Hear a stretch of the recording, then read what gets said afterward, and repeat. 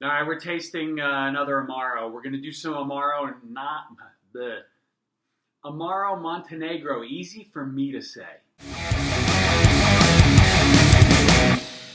Welcome back to Drinking It In. I am your host, Chris Cassara. We are here to help you know more and drink better, and that means we branch out into Amaro every now and then. I had done an Amaro masterclass a little while ago. I'll put some, I'll put the links up here so you can go through that at your leisure. But I didn't have Amaro Montenegro in my house at the time, even though I think it's probably the best Amaro for you to start with. If you are not familiar with Amaro and you're looking to experiment and sort of start your Amaro journey, because it's easy to drink, it's easy to like. Not a lot of sharp flavors in this guy. It's very subtle, and it's not going to put you off, right? Some of those big Amaros like the Braulio or the Fernet Branca, the menthol, the mint, it's strong. You have to be ready for it.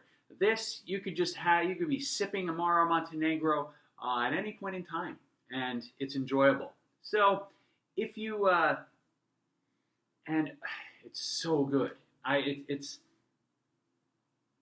It's just beautiful. So there's some warm spices in the nose.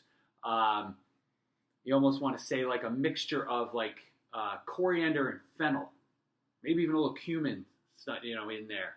I definitely get a bit of orange zest, but almost a perfumey orange zest note, and a little bit of like a burnt sugar. So there's nothing oppressive in this Amaro. And you know what? It's original since 1885. It is incomparable with 40 botanicals, and it is unique thanks to 7 notes. They breathe life into 6 aromatic notes. So 7. Oh, the signature note, the 7th one, is the premio, which seals the final quality of the product. And not only can you drink this straight, it's great in cocktails. You can use it anywhere where you might use a little sweet vermouth. But back to the Amaro. So this Amaro is perfect before a meal. This Amaro is perfect after a meal. It's just delightful.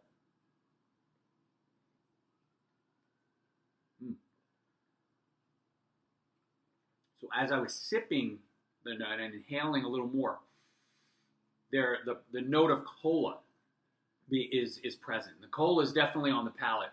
So there's cola, the spice, that orange zest, even just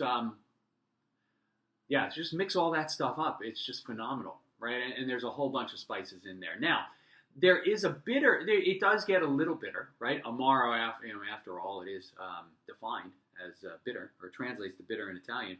But it's on like a scale of 1 to 10, where 10 being the most bitter and 1 being the least bitter. This is probably like a 2 or 3.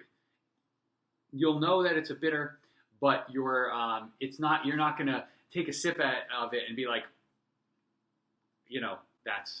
that's really bitter. So I think in the end, right, what I want to encourage you guys to get out and buy and drink some Amaro. Like, go, if you see this on a back bar, ask for a little serving, a dram. On the rocks, have it on the rocks, right? This is a beginner's Amaro. This is something that if you have yet to experience Amaro, or you just haven't had this one, definitely go give it a try. And I'll see you guys soon. Cheers.